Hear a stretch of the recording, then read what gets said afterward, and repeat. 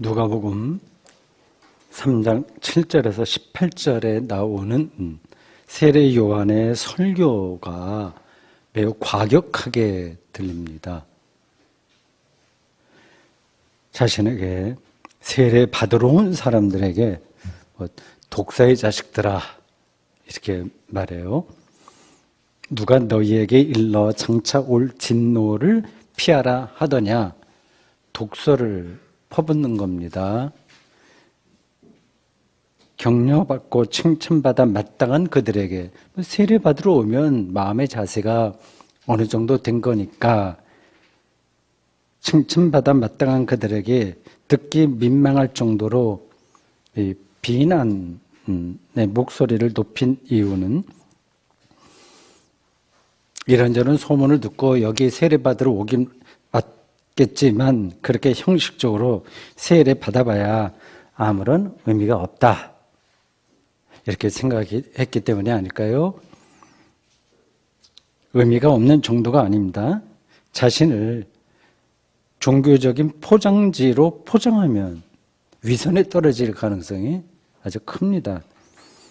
차라리 자기가 악하다는 사실을 알고 인정하면 새로워질 가능성이라도 열리는데 자기가 적당하게 선하다고 생각하기 때문에 새로워질 가능성이 아예 막히는 겁니다.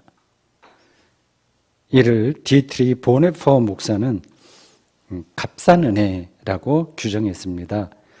삶의 무게는 없고요.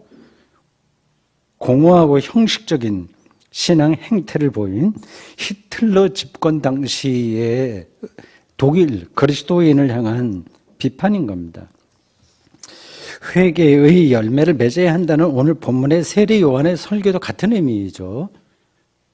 그의 마음이 절절히 느껴지는 8절을 제가 다시 읽겠습니다. 그러므로 회개에 합당한 열매를 맺고 속으로 아브라함이 우리 조상이라 말하지 마라. 내가 너희에게 이르노니 하나님이 능히 이 돌들로도 아브라함의 자손이 되게 하시리라. 대단히 준엄한 메시지예요. 속 시원합니다.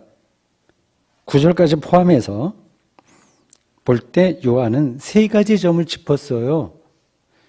하나는 삶으로 회개의 열매 좀 맺어라 하는 것이고, 둘째는 혈통 안일주의에 떨어지지 마라 제발.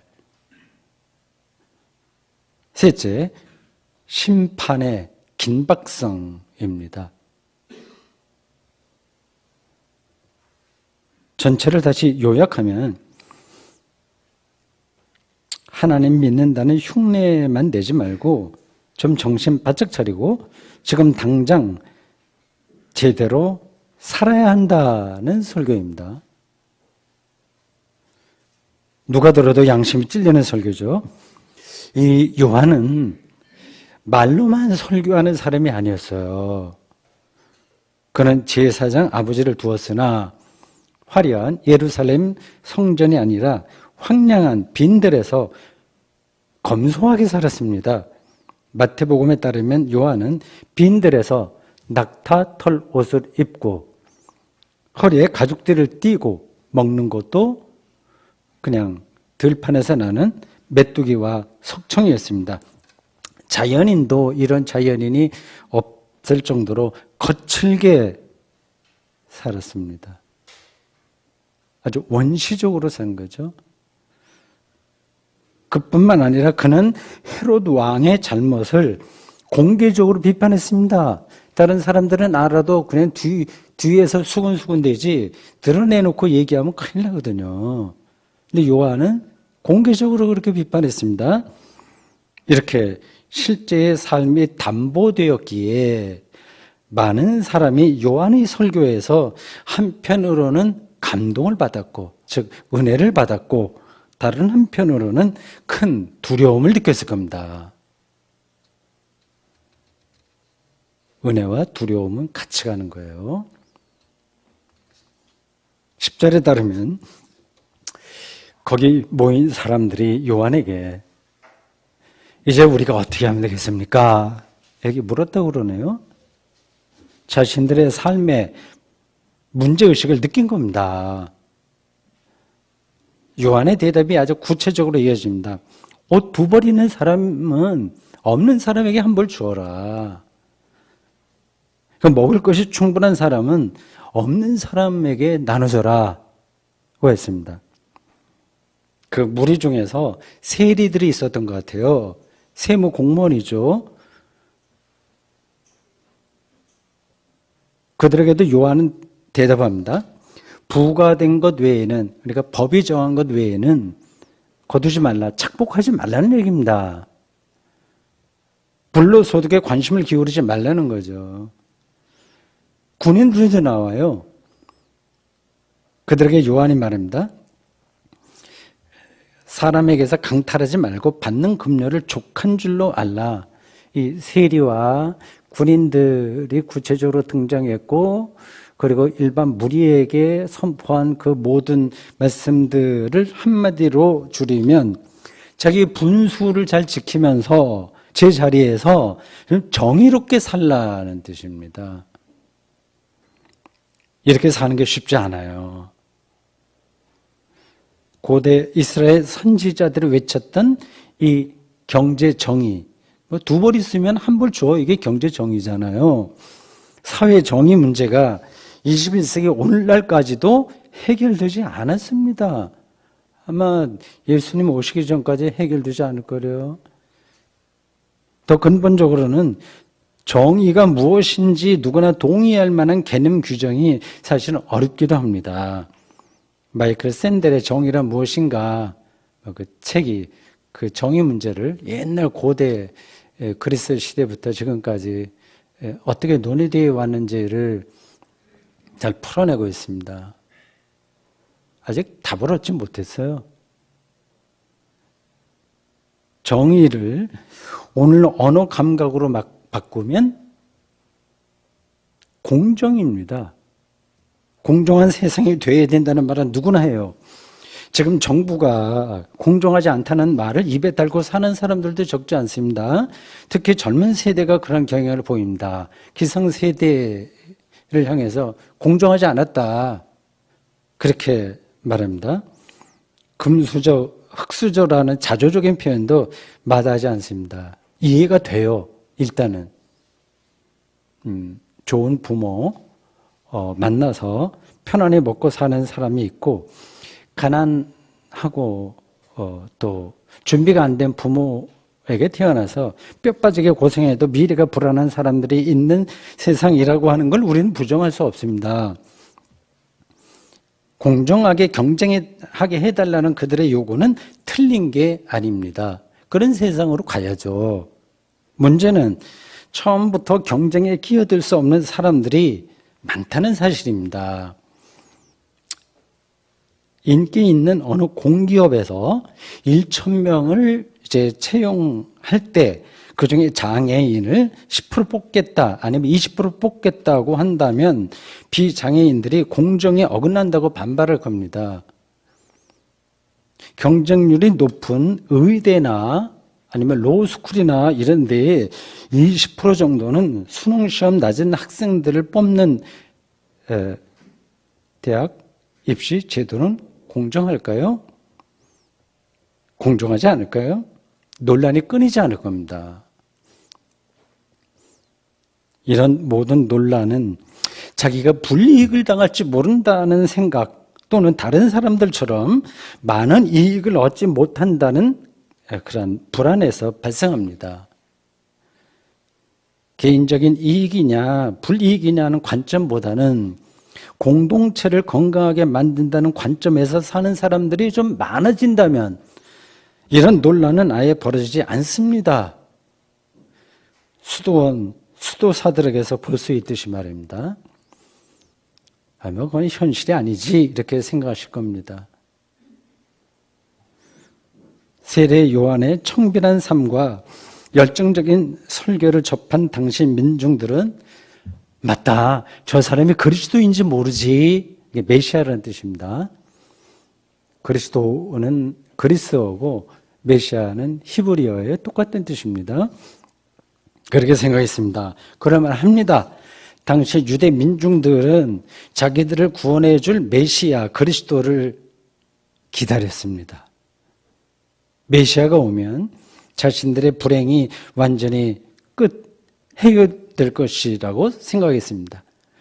세례 요한은 그러한 메시아 대망이라는 민중의 열망에 불을 댕길 만한 조건을 두루 갖춘 인물이었습니다. 만약 세례 요한이 나서서 나를 따르라 했으면 수천, 수만 명이 헌신적으로 따랐을 겁니다. 당시만이 아니라 오늘날도 내가 세상을 확 바꿀 테니까 나를 따르라 라고 외치는 정치인들이나 경제인들, 기업가들이 많습니다. 어느 누구를 메시아로 만들고 싶어하는 민중들도 많아요. 이미 준비가 되어 있습니다. 요한은 민중들의 기대와 달리 나는 그리스도가 아니다. 이런 입장이었습니다. 16절, 17절 말씀을 들어보십시오.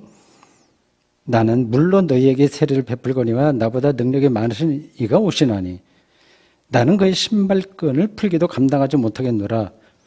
그는 성령과 불러 너에게 세례를 베푸실 것이요. 이렇게 쭉 나갑니다. 병행구인 요한복음 1장 20절에는 좀 더 이 그리스도 메시아 문제가 아주 명시적으로 언급되어 있어요.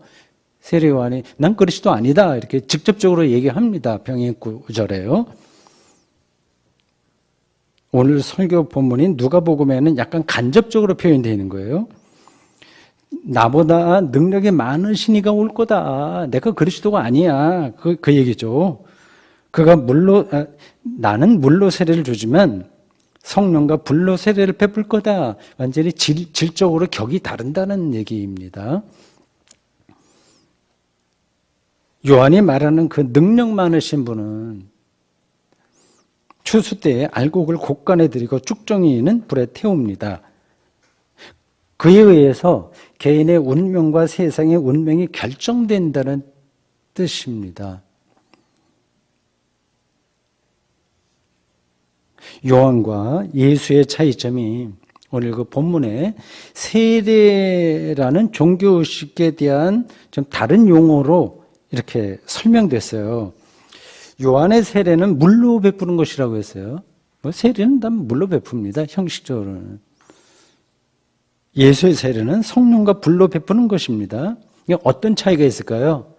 물의 세례와 불과 성령, 성령과 불의 세례 사이에 말입니다. 이런 차이가 오늘 이 복잡한 세상을 살아가는 21세기 현대인들에게 이게 도대체 무슨 의미가 있을까요? 세례라고 하는 말도 낯선데 거기에다가 물, 성령, 불 이게 섞여 있으니까 완전히 외계인의 세계에서 온 낱말처럼 들립니다. 우선 세례라는 말을 단순히 종교의식으로만 제한적으로 받아들이면 안 됩니다. 종교의식이라고 하는 말이 옳긴 하나 그 의식은 세리머니죠. 그것은 종교의 본질을 담고 있어요. 세례라는 단어, 밥티스마라는 그리스어입니다. 이거는 씻는다는 의미의 그리스어 밥티조에서 왔습니다. 얼굴을 씻는 이유는 보세요. 씻는 거예요. 얼굴을 씻는 이유는 얼굴에 먼지와 때가 묻었기 때문이듯이 세례는 인생살이의 먼지와 때를 씻어내는 의식입니다. 씻어내지 않으면 하나님 앞에 설 수가 없습니다. 하나님 앞에 서겠다는 생각이 없으면 세례받을 필요가 없는 거예요. 비유적으로 이렇습니다. 밖에 나가지 않고요. 방콕하면서 은둔할 사람은 씻지 않아도 됩니다. 보통 친구가 아니라 존경하는 스승이나 애틋한 사람을 만날 계획이라면 더 깨끗하게 씻겠죠. 비유적으로 드린 말씀이에요.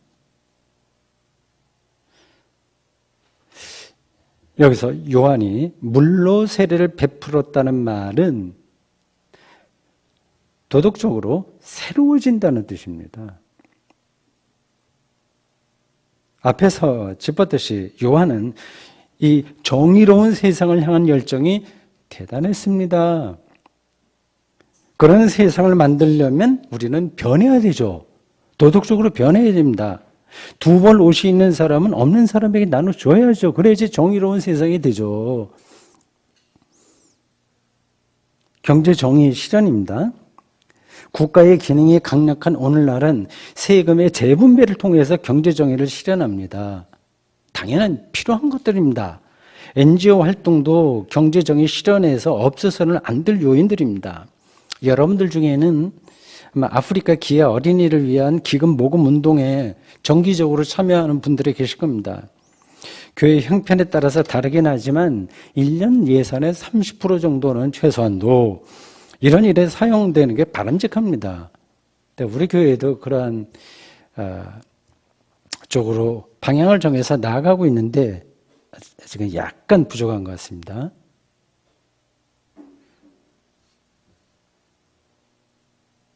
좋은 일인데, 필요한 건데, 이 세상을 바꾸는 일은 필요한 건데, 여기서 문제는 도덕적이고 개혁적인 변화가 우리의 근본을 변화시키지 못한다는 데 있습니다. 이런 변화는 우리가 인간으로 사는 한 최선이긴 하지만 구원의 길은 아닙니다. 여러분이 다른 사람보다 더 개혁적이고 더 도덕적이고 더 헌신적이고 더 이타적으로 살아갈 수는 있습니다. 다른 사람에게 옷을 나눠주고 먹을 것을 나눠줄 수 있습니다. 불로소득을 취하지 않고 사적인 이익을 위해서 공의를 무너뜨리지 않는 방식으로 살 수 있습니다. 당연히 그렇게 살아야 됩니다. 요한이 말하는 대로 회개의 열매를 맺는 삶입니다. 그렇게 살아도 생명 충만감이 보장되는 건 아닙니다. 그런 회개의 열매로 구원받지 못합니다. 상대적으로 나는 좀 괜찮은 인간이야. 그런 사실만 확인되는 겁니다. 아무리 그렇게 개혁적이고 헌신적으로 살아도 여전히 우리는 자기중심적이에요. 그렇죠. 여전히 교만해요. 개인적인 차이는 있으나 여전히 위선적입니다. 저도 그렇습니다. 우리가 아무리 진보적이고 개혁적으로 살아도 그런 방식으로는 우리의 근본 삶이 결코 해결되지 않습니다.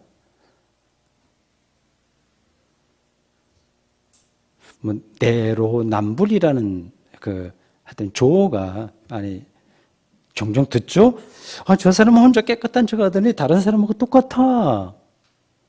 왜 다른 사람하고 자기하고 기준이 달라? 이런 얘기입니다. 가르치는 자리에 있는 사람들이 이런 점에서는 더 비판받습니다. 법을 정의롭게 행사해야 될 판사도 온정주의나 사적인 이익에 치우쳐서 법을 왜곡할 수 있습니다. 많이 우리는 경험했습니다. 사회 정의를 외치던 운동권 출신들이 어느 자리에 올라가니까 자기의 사적인 이익에 예민하게 행동합니다. 이게 이상한 게 아닙니다. 도덕적이거나 개혁적이고 휴머니즘적인 업적만으로 우리의 생명이 완성되지 않는다는 증거입니다. 이런 업적은 물로 세례를 받는 겁니다. 필요한 거예요. 한계가 있을 뿐입니다. 오늘 본문은 능력 많으신 분이 성령과 불로 세례를 베푼다고 말했어요. 요한이 나는 물로 주지만 사람을 삶을 바꾸지만 그러나 성령과 불로 세례를 베푼 분이 온다고 했는데 이게 어떤 차이가 있을까요? 자, 생각해 보세요. 물로 베푼 요한의 세례를 도덕적인 변화라고 한다면 율법적이라고도 할 수 있어요. 바람직한 삶이에요. 성령과 불로 베푼 예수의 세례는 존재론적인 변화입니다. 그건 어떻게 구분하지? 그거 구분이 안 되는 거 아니야? 생각이 될 겁니다. 물은 우리의 겉모양을 씻어주고 불은 우리를 태워요. 성령의 불은 우리를 세련되고 모범적인 인간이 되도록 씻어내는 게 아니라 우리의 존재 자체를 질적으로 바꿉니다. 물의 세례를 물리적 변화라고 한다면 불의 세례는 화학적 변화죠.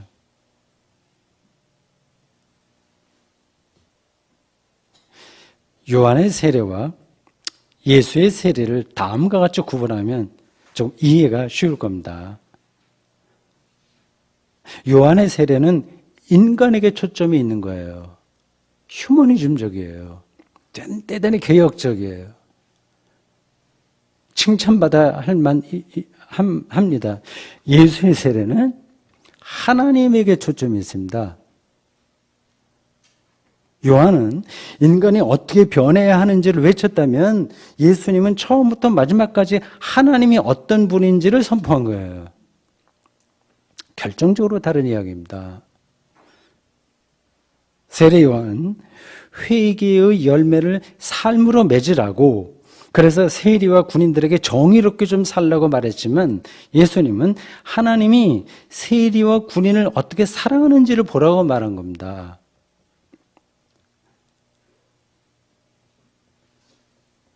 그래서 예수님은 죄인들과 세리들을 향해서 좀 반듯하게 살아야지 왜 그렇게 살아? 이렇게 말씀하지 않으셨습니다. 요즘식으로 말해서 꼰대처럼 말씀하지 않으셨습니다. 하나님 앞에서 잘 보이려고 애쓰기보다는 하나님이 어떻게 우리를 구원하시고 사랑하시는지를 보라고 하신 거예요. 너를 보지 말고 하나님을 봐라. 관점이 완전히 달라진 겁니다. 사람에게서 하나님에게로. 그러니까 우리 눈에는 이제 하나님이 안 보이고 사람만 보이니까 이 문제가 잘 해결되지 않은 겁니다. 사람이 중요하지 않다는 뜻이 아니에요. 사회 개혁과 경제 정의에 대한 요한의 가르침이 잘못됐다, 그런 뜻도 아닙니다. 그걸 등한해도 된다는 말이 아니에요. 우리를 실질적으로 변하게 하는 궁극적인 능력이 무엇인지를 우선 알아야 된다는 뜻입니다. 사람을 보면 실망합니다. 사람은 그만 보시는 게 나을 겁니다. 우리가 사람을 존경할 수는 있지만 믿을 수는 없습니다. 사람은 믿음의 대상이 아니기 때문입니다. 사랑만 해도 그래요. 사람은 사랑할 줄 모릅니다. 그 능력이 없어요. 외국 영화나 드라마 이런 데는 사랑한다는 말을 그 후렴처럼 이렇게 붙잖아요. 좋은 습관이긴 한데 그렇게 하다 보니까 사랑이 무슨 상품처럼 아니면 어떤 매너처럼 느껴지는데 소비되는 거죠. 소비. 우리는 사랑의 흉내를 내는 것뿐입니다. 하나님만이 창조주이듯이 하나님만이 우리를 사랑할 수 있어요. 창조 능력이 없는 사람이 어떻게 제대로 사랑할 수 있겠습니까?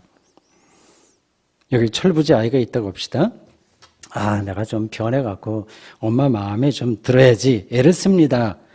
기특하기는 합니다. 마땅히 그래야 됩니다. 그러나 아무리 노력해도 엄마 마음에 들도록 행동할 수는 없습니다. 자기를 낳은 엄마의 사랑을 마주대하는 게 이 아이가 생명을 얻는 바른 길입니다. 이 엄마와 철부지 아이 이야기는 비유예요. 비유. 실제 엄마도 자녀를 온전하게 사랑할 능력이 없습니다. 아버지도 마찬가지고요. 무엇이 아이에게 좋은지를 모르니까 어쩔 수 없는 겁니다. 피조물이 어떻게 그걸 알겠습니까? 이 아이의 운명이 어떻게 될지를 부모가 어떻게 알겠습니까? 사랑의 능력은 오직 창조주에게만 있기에 하나님을 아는 것만큼 우리는 사랑의 능력에 오직 하나님의 일인데 휩싸일 수 있습니다.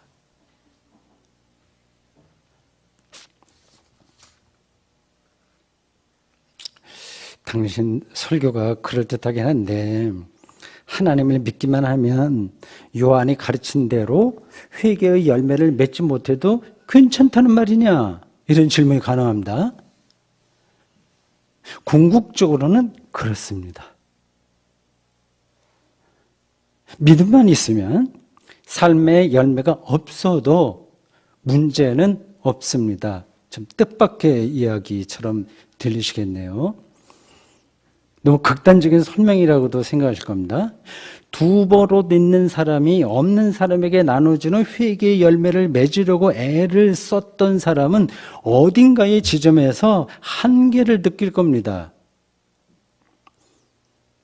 자기도 모르는 사이에 나눠주지 않을 이유를 찾는 자신을 발견할 겁니다. 제가 다 경험에서 나온 이야기예요. 저 사람은 왜 나눠주지 않고 살지? 이렇게 불평하게 될 겁니다.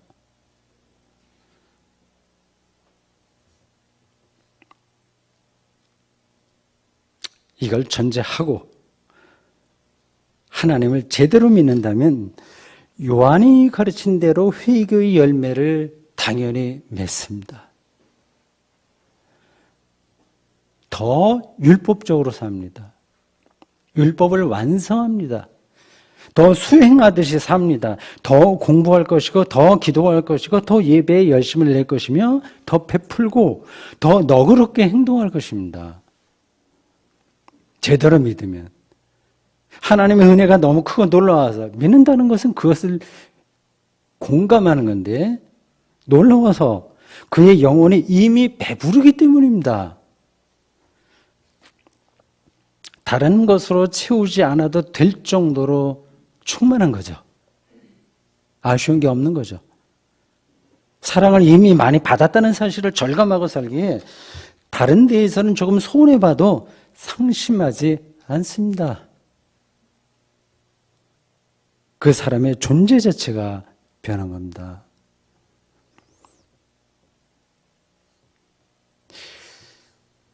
이러한 존재의 변화는 현실에서 좀 너무 어려울 것 같다. 그럼 뭐 도사급 되는 사람 아니면 현실에서는 안 되는 거 아닌가?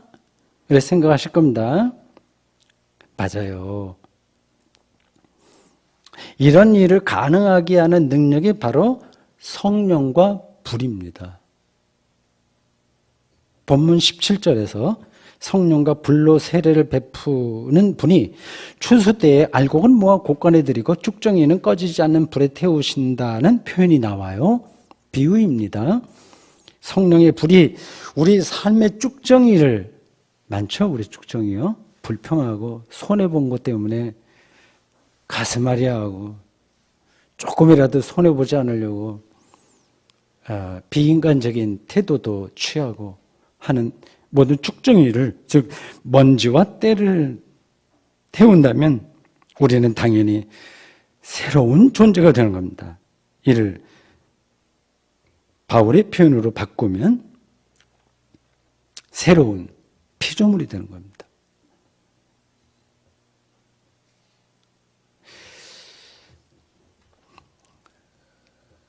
예를 하나 들면서 설교를 마치겠습니다. 너무 이게 관념적인 설교처럼 들렸을까 봐 구체적인 예를 하나 들려고 합니다. 제가 상상한 비유예요. 아주 비유가 아니라 실제적인 거라고도 할 수 있죠. 어떤 사람의 연봉이 여차여차한 이유로 반으로 줄었습니다. 옛날 같았으면 하늘이 무너진다고 생각했겠으나 이제는 저것으로도 일용할 양식을 구하는데 충분하다 하는 생각이 든 거예요. 반에게 연봉으로도 그는 겨울나무가 저렇게 아름답다는 사실을 느끼고 기뻐하는데 아무런 지장을 받지 않는다는 사실을 알고 정신이 번쩍 든 겁니다. 2배의 연봉과 겨울나무의 아름다움 중에서 무엇이 더 중요할까요?